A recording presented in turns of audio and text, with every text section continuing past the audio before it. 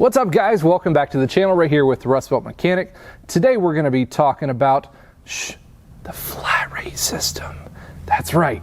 We're going to be talking about the flat rate system because this is something that is almost taboo to the point of talking about for any and every mechanic in both the automotive trade, heavy duty, light duty, diesel, whatever you want to talk about. We're all talking about flat rate, how much it's terrible and how much it needs to die, and nobody wants to talk about it, but everybody wants it to just disappear and go away. So today we're going to be talking about a couple of different things, the three main pay systems that a lot of technicians or mechanics get paid off of, as well as maybe a couple of ideas that we're going to be talking about to be able to fix this industry and the pay systems that we work in.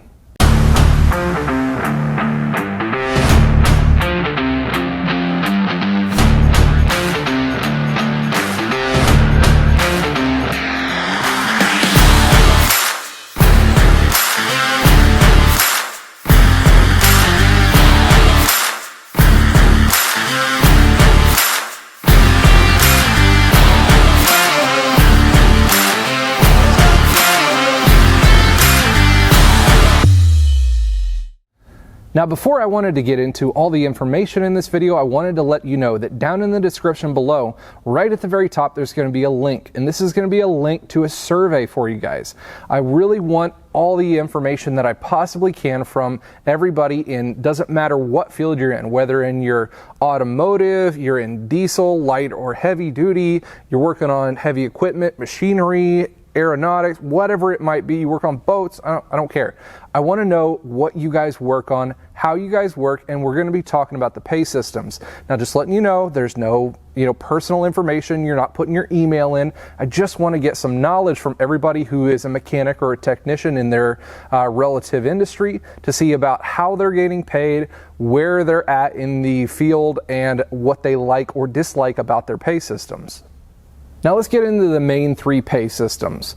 First off, let's go to the good old flat rate system. That's right, flat rate. The one thing that everybody hates to talk about. If you guys don't know what that is how probably 80% of technicians these days, especially in the dealership and some bigger independent automotive dealerships or technicians, get paid these days. So what is that? That means the technician is paid per the job that they work on and not per some hourly rate. So each time a customer's vehicle comes in, they get paid per job, what it takes, book rate, to be able to do that job. Say a vehicle comes in and needs a water pump. Per the book time on that specific vehicle for that specific job, it pays about 3 hours to be able to do that. Now, it's going to go back and you're going to be the one fixing it. You get that done in, like, say 2 hours. You're going to get paid 3 hours because that's the standard book time. So you got lots of good praise for doing things faster. Now, if something goes wrong or you end up messing something up and it ends up taking you like 4 hours to do, you still get paid 3 hours because you got to be able to charge a customer or quote a customer a certain amount right up front. Otherwise, you'll never be able to get happy customers. They'll never know what they're paying. It won't work in that aspect. Over a 40-hour work week, the flat rate technician might make 50 hours. You might make 60, 70 hours. So there's lots of room for making lots of money in the flat rate system. However, to the bad side of it, if you aren't nearly as quick or you guys don't nearly have as that much work, you could be here at work for 40 hours like this, sitting in front of a toolbox.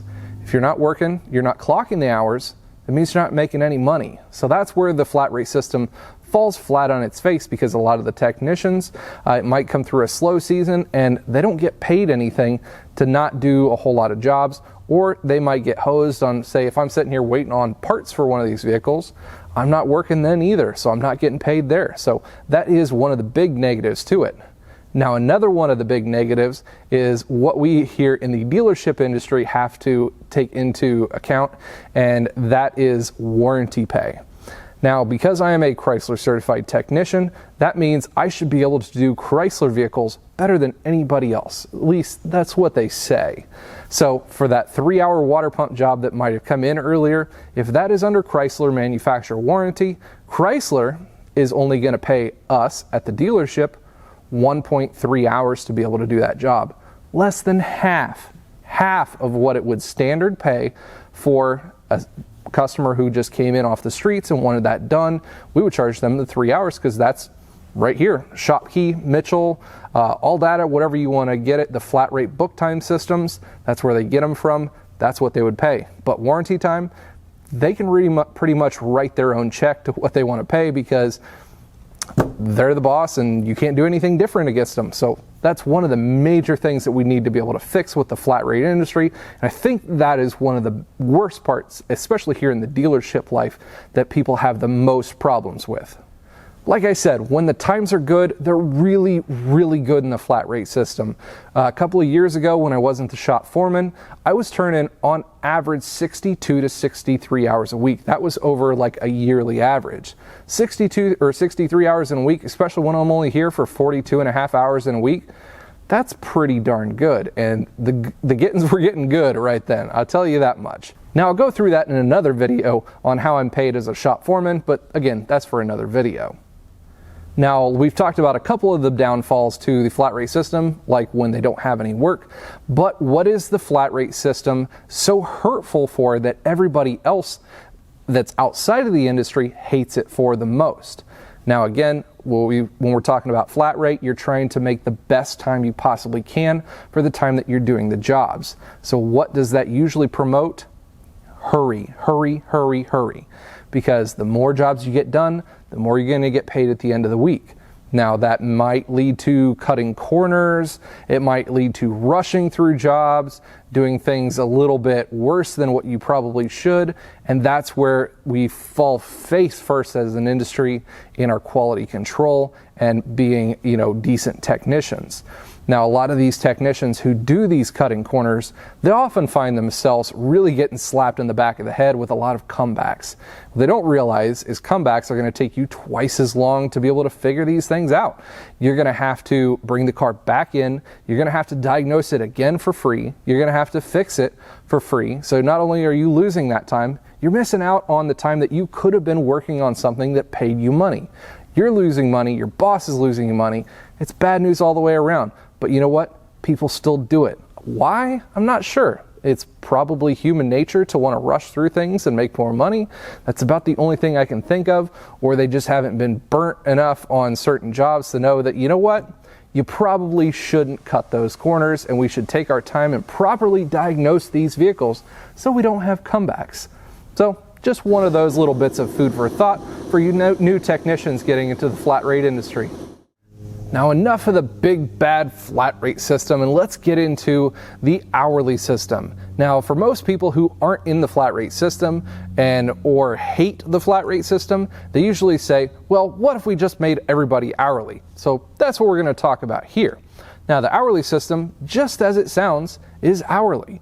You come into work, you work from 8 to 5, 9 to 5, whatever it might be. You get paid a standard hourly wage per hour. Usually hourly employees, they get paid more on the hour than flat rate ones do because flat rate techs, they're usually pushed to do, a 50-hour work week in efficiency so that you're working at about 110% efficiency. Now, they still keep track of efficiency in hourly time. They have to. Here in especially the dealership range, that's how they have to charge customers for what they're paying. So they're still keeping track of efficiency of workflow, even though they may not be paying their employees that and they may be paying them hourly. You get paid your hourly wage, you come in and work, you even get paid overtime because in 90% of the states here in the United States, you're required to be paid overtime pay if you're on an hourly pay scale. So you get paid time and a half anytime after 40 hours. So that usually leads to not working a whole lot of extra time over, not working a whole lot of Saturdays because they don't want to have to pay you that overtime. So one of those other plus sides to the hourly pay system. Now let's look at negative sides to it. Unlike flat rate, when the getting's good, well, there's not really good getting. It's just kind of flat pay the whole time. Hourly, that's what it's known for. You're used to getting what you're getting. You know what you're getting as a paycheck Monday through Friday, 8 to 5, or whatever hours you're working for that amount, but you know what kind of paycheck you're going to be getting each week. You don't have that guesstimate. Each Monday you're coming in trying to rush for hours and trying to make as much bank as you can earlier on in the week. Nope, you're just working, you're cruising, trying to get things done.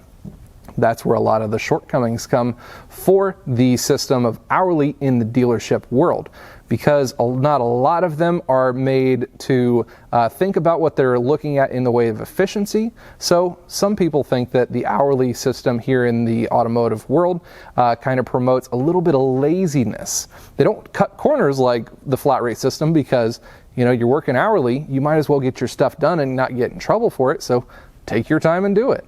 That's where the efficiency is kind of known to take a slight downturn. Now, I'm not saying a total downfall, like people just get totally lazy, because you still have bosses, you still have people that you have to, report to, you still have to meet a certain quota of things throughout the time, otherwise you're going to find yourself fired. So one of those things where you can't fall too far behind. However, employees aren't pushed nearly that much to be able to make their efficiency standards. Now, why doesn't the automotive industry as a whole switch all right over onto the hourly system? Well, like I said earlier, one of the things that most dealerships are worried most about is their efficiency scores, dropping dramatically. They don't want to do that because they want to make money. And if your employees aren't incentivized enough to be able to do more work faster and make money for, the big guy, then, they're not making nearly as much money. But that's where, we differ in opinions on a lot of things. But again, we'll be talking about this a whole lot coming up, especially down in the comments below. If you have any comments about anything that I'm talking about, whether you guys think I'm wrong or whether you guys think there could be a couple of other systems you might do, leave those in the comments. Again, also remind you about the survey below before we get into number 3 pay system. And that pay system is going to be a hybrid pay system, which kind of leaves an open point to this one, because there's so many different variables that an employer could take to a hybrid pay system. That's the whole point of the word hybrid. It's half of one, half of another, partial here or there. So most of the hybrid pay systems start with an initial point of being hourly or salary, but we'll say hourly for the most part. Most technicians are paid hourly. They get their Monday through Friday, whatever it is, hourly wage. Now, they want to be able to make an incentive for their employees to do some of those better work a little bit quicker, so they incentivize them on the amount of hours that they turn. Like I said, because the dealership, they have to be able to charge the customers their standard flat fee for whatever job that they're wanting done. They still keep track of it flat rate on the book time and pay. So efficiency wise, we're keeping track of what they're doing. As your efficiency rises in a hybrid pay system, usually the better your pay will be, whether that be from hybrid pay in the form of we're going to make your total hours a little bit more. We're going to give you more per hour on all of the jobs that you did once you hit a certain amount. Or we're going to give you a commission based on either your sales or your efficiency at the end of the week too. In that one, you're paid your standard rate that you're always used to. But say you hit that 50-hour mark and they say, okay, we'll give you an extra $250 if you hit 50 plus hours. Depends on where you're working at. It might be something totally different, or like I said, they may have it based on the efficiency, where if you meet a certain hour, then we're going to raise your rate from $25 an hour to $29 an hour or $28 an hour, whatever it might be. I think this is one of the least used systems, not because it wouldn't work, but it's the hardest to keep track of in the way of work for the people usually up front behind the desks.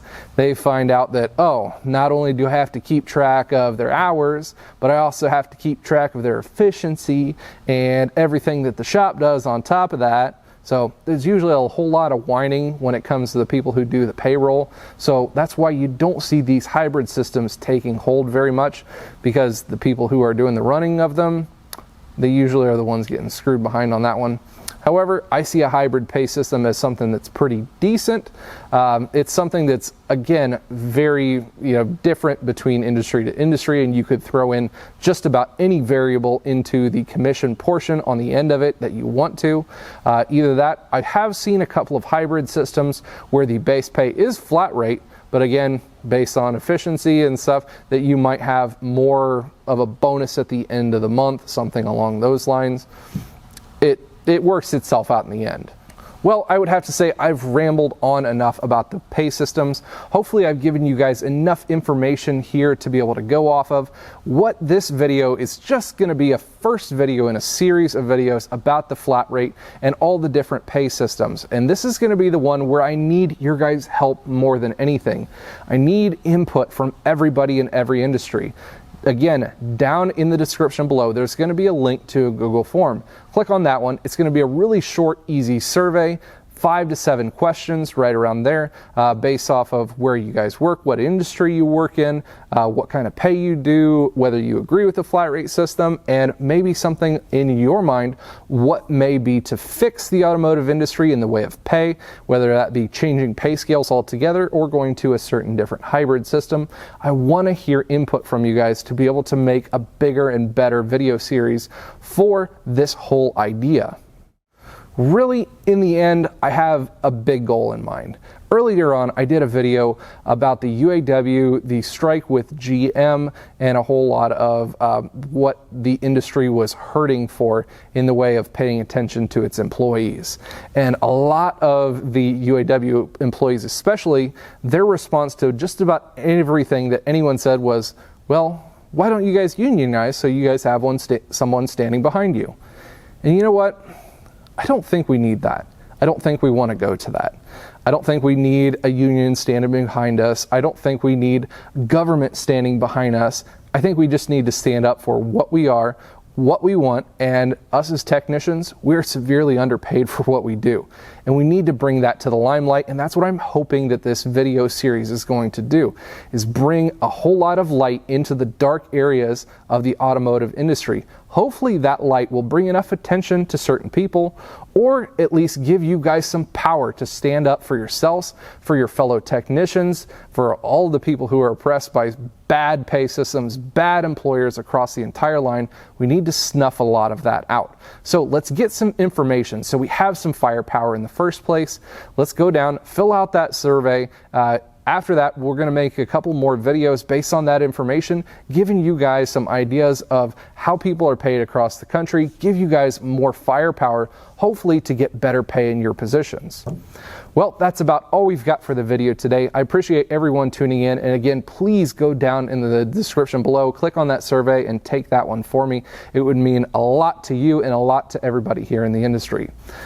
Thanks. And as always, you guys stay awesome.